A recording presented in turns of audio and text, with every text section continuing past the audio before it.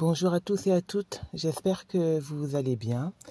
Je reviens vers vous parce que j'avais envie de vous faire ce petit audio pour expliquer ce que c'était l'initiation à la voix de la Madeleine, qu'on appelle aussi voix de la rose. Donc je m'excuse d'ores et déjà parce que je suis en extérieur et que il fait très beau, très chaud aussi. Et donc il y a quelques motards qui passent de temps en temps, donc j'espère que j'aurai le temps de vous faire l'audio sans être trop dérangé par ces bruits extérieurs. Et en même temps c'est aussi la vie qui revient après les mois d'hiver, donc c'est sympa aussi.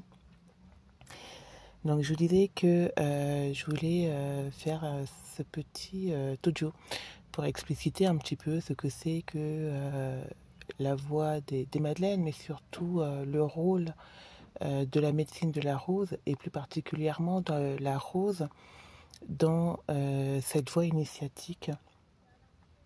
Et pourquoi on parle du coup de rose et pas d'une autre fleur, sachant que derrière rose, on peut aussi entendre l'églantier et on peut aussi entendre le lotus. Pour celles qui ont déjà suivi, celles et ceux qui ont déjà suivi le niveau 1, le niveau 2, voire le niveau 3 de cette voie initiatique.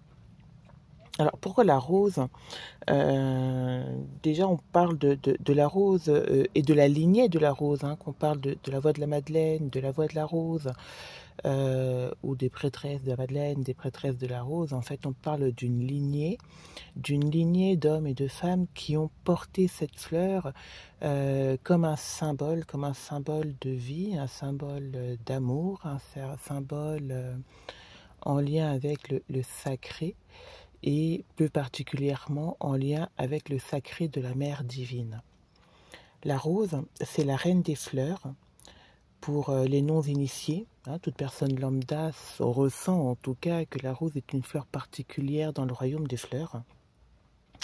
Et au sein des temples de la rose, donc comme par exemple le temple de la Madeleine ou d'autres temples, enfin, il en existe plusieurs un peu partout dans le monde, la rose est un maître enseignant à part entière. Elle n'est pas juste une fleur, et ce n'est pas tellement la fleur d'ailleurs qu'on utilise le plus par rapport à elle. Les initiations portées par cette voix nous connectent au mystère en nous, c'est-à-dire au mystérieux, ce que nous ne connaissons pas, tout comme ces initiations nous connectent aussi au mystère, c'est-à-dire ce qui va agir en nous sans que nous sachions comment. C'est d'ailleurs par là que commence le niveau 1, l'initiation aux 4 premiers mystères de la rose. Et c'est au travers de cette connexion à ces mystères qu'elle devient enseignante. La rose a cette propriété particulière d'être universelle, puisque nous la retrouvons sur tous les territoires de la Terre et dans toutes les civilisations au travers des âges. Elle est fortement liée à la planète Vénus, ce qui veut dire aussi que toutes les madeleines, toutes les porteuses de cette lignée sont aussi fortement reliées à la planète Vénus. Et pourquoi il y a cette association entre la rose et la planète Vénus, au-delà du fait que ce soit la planète de l'amour, il y a surtout le fait que tous les 8 ans terrestres et tous les 13 ans vénusiens, une rose à 5 pétales est dessinée dans le ciel. C'est la fameuse rose de Vénus qui nous connecte directement avec sa géométrie sacrée et aussi avec la médecine qu'elle porte.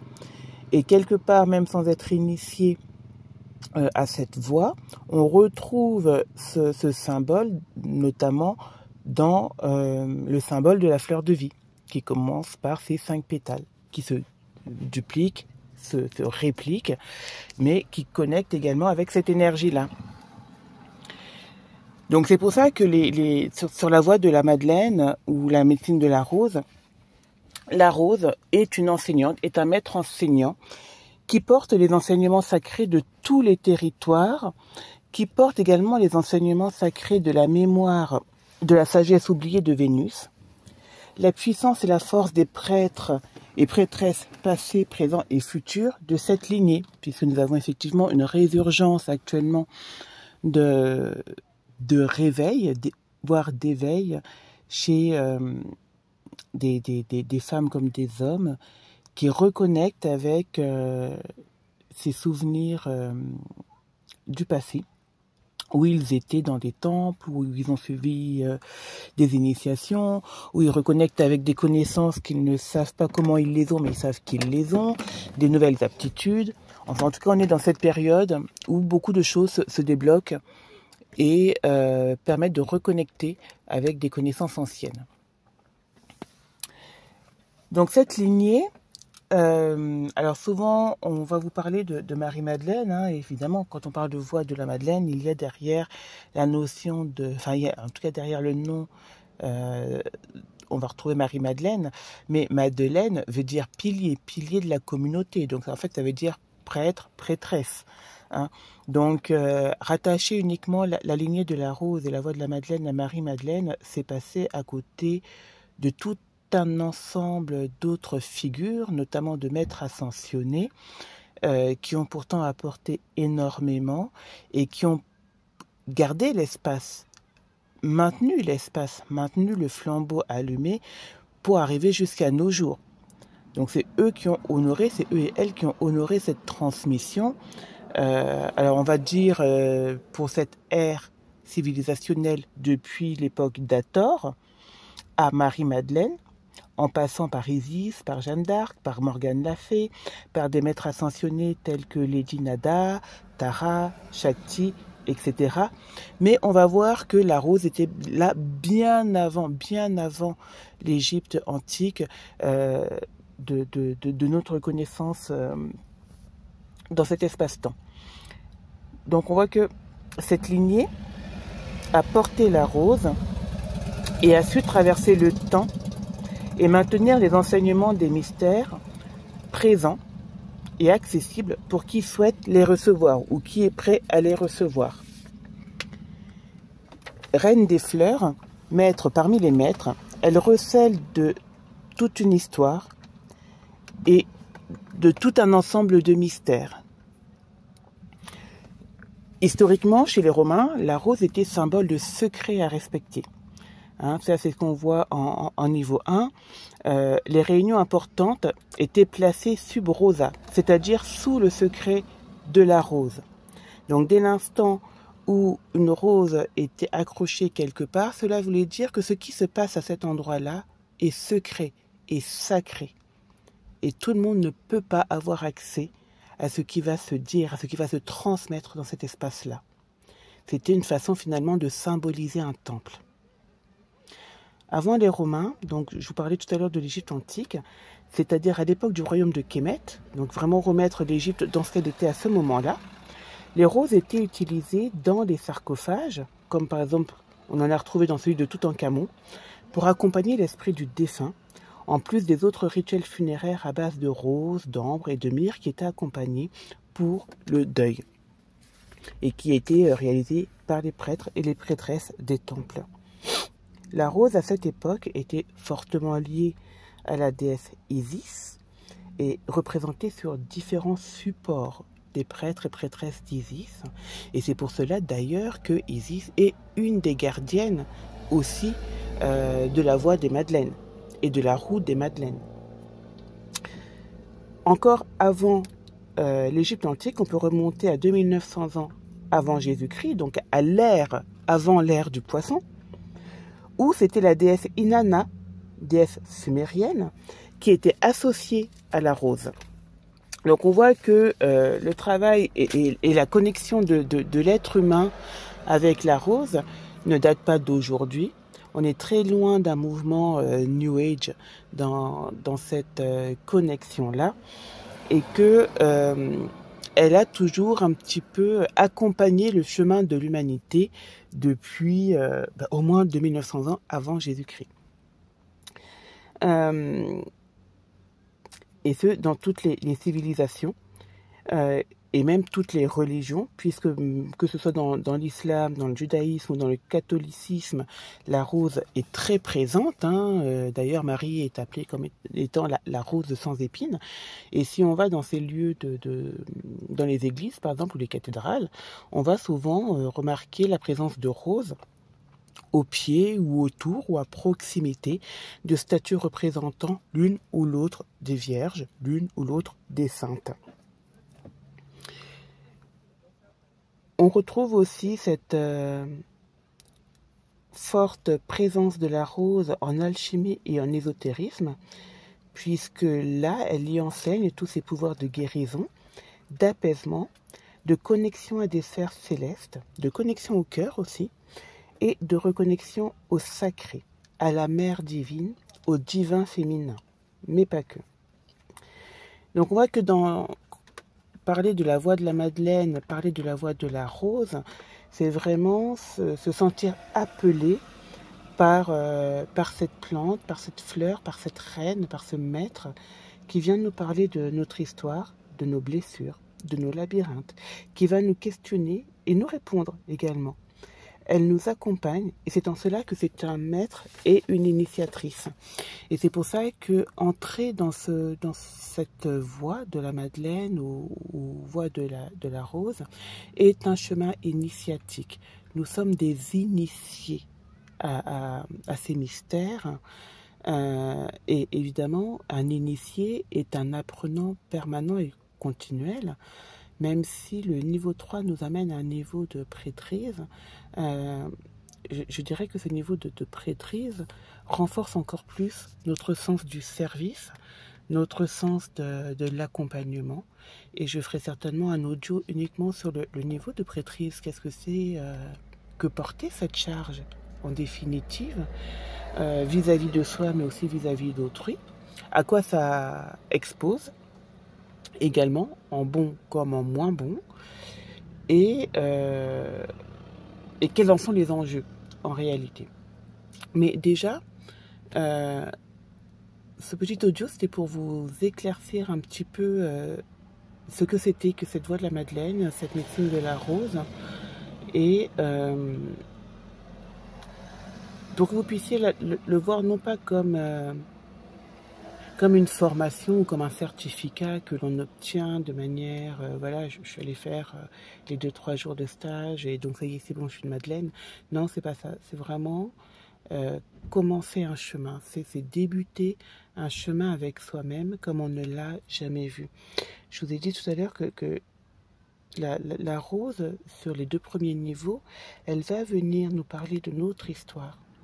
Et très souvent, ce qu'on remarque chez celles et ceux qui vivent le niveau 1, c'est que pendant les quelques mois qui suivent ce niveau 1, ils se retrouvent à travailler la terre ou à travailler sur leur histoire ou à se poser des questions sur leur famille, etc. Et sans comprendre forcément pourquoi. Et très souvent, je suis amenée à leur rappeler que la première des gardiennes que l'on rencontre dans la roue des Madeleines est celle qui est gardienne de la terre et donc de notre lignée, donc de notre lignage, et que c'est ce qui vient nous informer que nous avons commencé l'initiation intérieure. On a commencé à travailler notre terre intérieure pour pouvoir démarrer cette roue et démarrer ce chemin initiatique. Et plus on va travailler cette terre, plus les autres gardiennes et gardiens vont pouvoir se positionner eux aussi et nous tenir la main pour nous aider justement à traverser nos labyrinthes, à traverser et à guérir nos blessures, à comprendre aussi quel est notre parfum à nous, quelle est notre essence, notre fragrance. Chaque rose a une senteur différente, même si elles paraissent toutes identiques, elles sont toutes différentes et elles ont toutes un parfum qui leur est unique. Et en fait, cette voie initiatique, in fine, vous amène à diffuser votre parfum unique, votre signature énergétique, ce qui fait que vous êtes vous. C'est pour ça qu'on parle de partir à la découverte de son être véritable, de son essence véritable, de sa fréquence, parce que ce qui émane à l'issue de l'initiation, et en collaboration avec le travail intérieur que les gardiens et gardiennes vont vous amener à faire, c'est ça. C'est vraiment éclore dans votre parfum et votre signature unique. Et pour ce faire,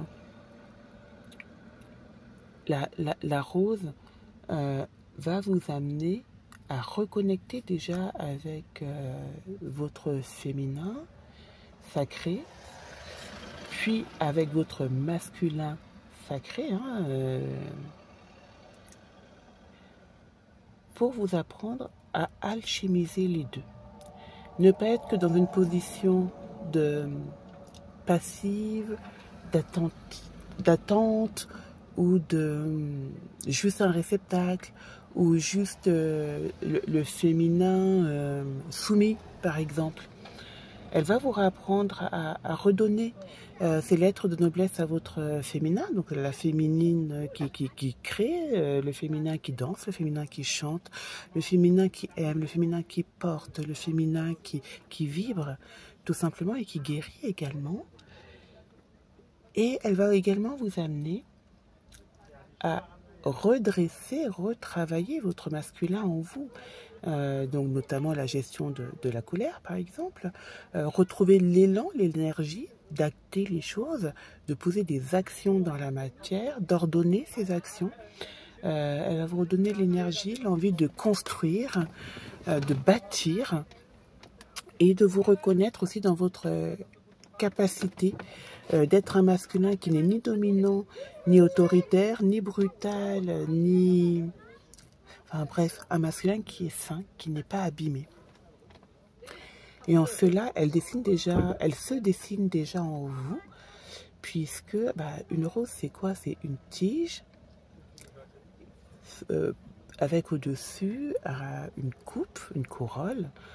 Donc c'est un masculin qui soutient le féminin et qui lui permet justement d'être ce qu'elle est. La rose sans la tige avec les épines, c'est pas une rose, c'est une tulipe. Ce n'est plus une rose. Et en même temps, si on enlève l'un, l'autre ne peut plus exister. Si j'enlève le haut de la rose, la tige n'a plus de sens. Si j'enlève la tige, la fleur n'a plus de sens à elle seule, finalement. Il manque quelque chose. Donc, quand je parlais tout à l'heure d'alchimiser déjà sur les niveaux 1 et 2, le masculin avec le féminin sacré, c'est de ça en fait qu'il s'agit. Et c'est aussi pour ça que la première des gardiennes vous fait travailler votre terre, parce que pour que vous puissiez émerger en tant que rose, il faut que votre terre soit saine pour que des racines profondes et puissantes puissent y prendre naissance. D'où le fait qu'elle vous fait travailler d'abord sur votre lignage, votre histoire, votre passé, votre récit de vie. Et de là, effectivement, vont pouvoir émerger la tige et la fleur. Et c'est ce qui, en niveau 3, vous permet également de choisir, pour celles qui auront et ceux qui ont envie d'aller au niveau 3, quel type de rose vous allez pouvoir être, quel type de parfum vous allez pouvoir émaner, quel type d'onction vous allez pouvoir apporter au monde. Et c'est tout ça l'énergie de la rose, c'est tout ça l'enseignement de la rose, c'est sur la voie de la Madeleine, et c'est tout cela la médecine qu'elle apporte à chacun. Et vous voyez qu'au-delà de cela, on est très loin des dogmes religieux. On est plutôt avec elle dans la notion de sacré, mais de sacré, peu importe la religion, peu importe les croyances ou non d'ailleurs.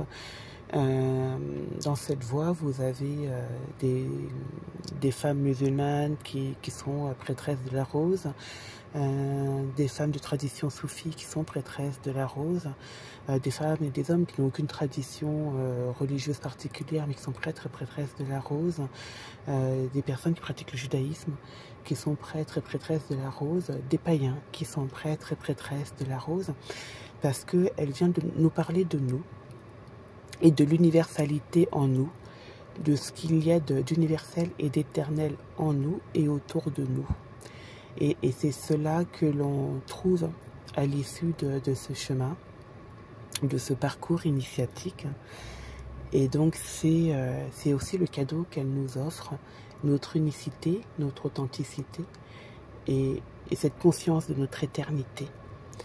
Donc voilà, j'espère au travers de cette petite audio avoir pu répondre à certaines questions, parce que c'est vrai que c'est un thème qui est très vaste et en même temps sur lequel on a envie de rester, échanger beaucoup, parce que c'est tellement riche que